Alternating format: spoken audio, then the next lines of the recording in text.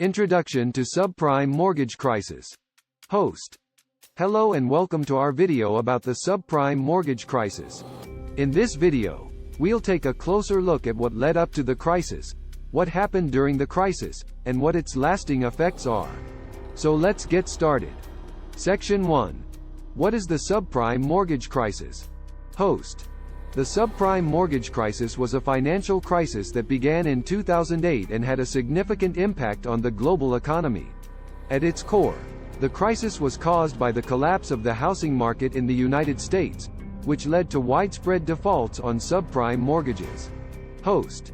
Subprime mortgages were loans given to borrowers who had low credit scores and little ability to pay them back.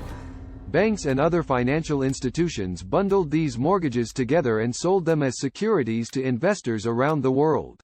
However, when housing prices began to fall in 2007, many homeowners found themselves with mortgages that were worth more than their homes, causing them to default on their loans. Section 2. How did the subprime mortgage crisis happen? Host. So how did the subprime mortgage crisis happen? Well, there were several factors that contributed to it. Host. First, there was a housing boom in the early 2000s, with housing prices skyrocketing and banks offering more and more subprime mortgages to people who couldn't afford them. This led to an unsustainable growth in the financial industry, with banks and other financial institutions taking on huge amounts of debt. Host.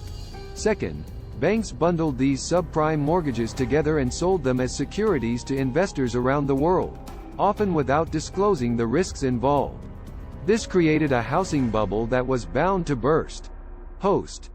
Finally, there was a lack of regulation and oversight in the financial industry, with banks taking on too much risk and not adequately assessing the creditworthiness of borrowers.